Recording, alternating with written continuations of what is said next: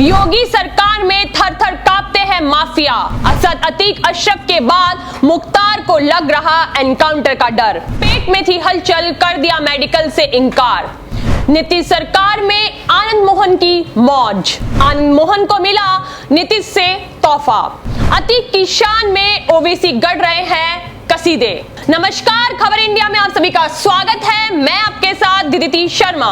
जब साल 2017 में योगी आदित्यनाथ ने शपथ ली है, तभी से सभी अपराधियों माफियाओं की घिग्गी बंद गई है।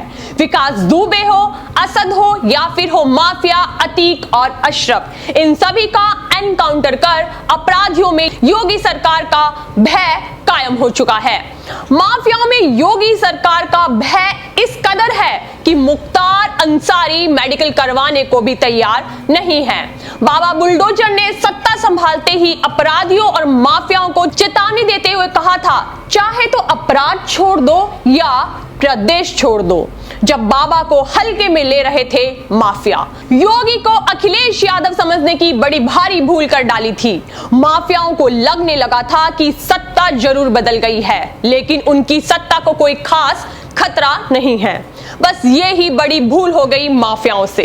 और फिर हो गई अतीक और उसके गुर्गों से एक ऐसी भयानक गलती। दिन दहाड़े योगी की पुलिस को चुनौती देते हुए उमेश पाल को मौत के घाट उतार दिया, जिसमें साफ दिख रहा था कि कैसे माफिया अतीक के गुर्गों को कानून का डर भी नहीं है। जिसके बाद योगी आदित्यनाथ ने विधानसभा में अखिलेश के सामने दहाड़ते हुए ऐलान किया था कि माफियाओं को मिट्टी में मिला दिया जाएगा। पहले आदित्य राणा को मुठभेड़ में मार गिराया और उसके 2 दिन बाद अतीक के लाडले को झांसी के जंगल में कर दिया एनकाउंटर। उसके बाद अतीक की हेकड़ी को भी कर दिया ढीला, जिसकी सपा के राज में तूती बोलती थी, जिसके सामने अखिलेश की पुलिस सलाम ठोकती थी। आज वो मीडिया के सामने कहने के लिए मजबूर हो गया कि हमको तो मिट्टी में मिला दिया साहब, बस अब तो हमको रगड़ा जा रहा है। अतीक की 40 साल की कमाई हुई गुंडई को पल भर में मिट्टी में मिलाने का काम किया है योगी सरकार ने। तो वहीं दूसरी ओर नीतीश कुमार एक हत्यारे को पनाह दे रहे हैं, रहम दिखा रहे हैं। देश के कारा नियमों में फेर बदल कर अपराधियों को संरक्षण दे रहे हैं। तो वहीं अखिलेश यादव ने माफिया अतीक की मौत पर दुख जताते हुए योगी सरकार की कानून व्यवस्था पर सवाल खड़े किए थे। तब उन्होंने कहा था कि प्रदेश में अपराध की पराकाष्ठा हो गई है और ओवैसी तो एक कदम और आगे निकल गए। उन्होंने एक सभा में अतीक की शान में खूब कसीदे गढ़े और खुलकर अतीक अहमद जिंदाबाद के नारे लगाए। कांग्रेस का नेता राजकुमार उर्फ रज्जू भैया तो ओवैसी का भी गुरु निकला। उसने तो उसकी कब्र पर तिरंगा रखते हुए अतीक को भारत रत्न देने तक की मांग कर डाली थी। हालांकि कांग्रेस ने पल्ला झाड़ते हुए 6 साल के लिए पार्टी से निकाल दिया। अब बात करते हैं बिहार सरकार में नीतीश कुमार की। राजनीति से आया भूचाल, एक हत्यारे पर रहम करते आए नीतीश कुमार। क्या नीतीश जब भाजपा के साथ सत्ता में थे तब उनके अलग सुर थे, जैसे ही लालू यादव से जुड़े उनके सुर बदल गए? ऐसे ही नहीं, इनको पलटू राम कहते हैं। नीतीश कुमार अक्सर क्राइम, करप्शन और कम्युनलिज्म से समझौता नहीं करने की बात करते हैं। मई 2022 में बिहार सरकार आनंद मोहन को रिहा करने से इनकार कर चुकी है, लेकिन अब सरकार के सुर बदल चुके हैं। अब सरकार आनंद मोहन को दे रही है रिहाई का तोहफा। आपको बता दें, बिहार सरकार ने आनंद मोहन की रिहाई कर दी है।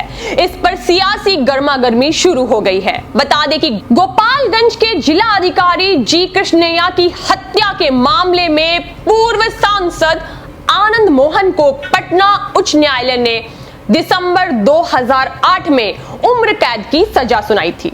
आंध्र प्रदेश महबूब नगर के रहने वाले एक गरीब दलित समाज से आईएएस बने ईमानदार जी कृष्णैया की निर्दयता से की गई हत्या मामले में आनंद मोहन को नियम बदलकर रिहा करने की तैयारी देश भर में दलित विरोधी निगेटिव कारणों से काफी चर्चाओं में है।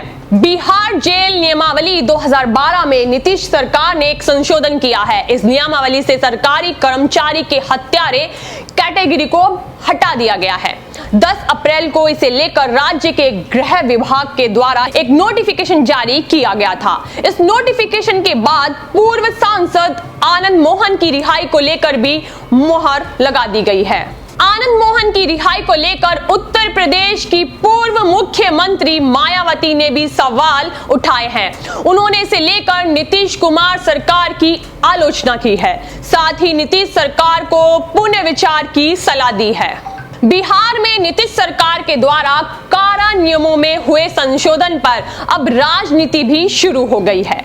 वहीं उत्तर प्रदेश की पूर्व मुख्यमंत्री और बसपा राष्ट्रीय अध्यक्ष मायावती ने बिहार की नीतीश सरकार को आनंद मोहन के रिहा करने के मामले में एक बार पुनर्विचार करने की सलाह दी है। बसपा राष्ट्रीय अध्यक्ष मायावती ने इसे लेकर ट्वीट किया है कि गोपालगंज के तत्कालीन डीएम श्री कृष्णया की हत्या के मामले को लेकर नीतीश सरकार का यह दलित विरोधी व अपराध समर्थक कार्य से देश भर के दलित समाज में काफी रोष है।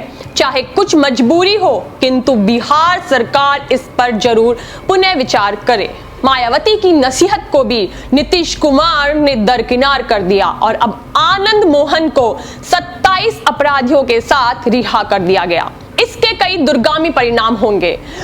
जो नीतीश कुमार पीएम बनने का सपना देख रहे थे, उसका चकनाचूर होना अब तय हो गया है। खबर इंडिया पर देखते रहिए आप देश विदेश से जुड़ी सभी खबरें। धन्यवाद।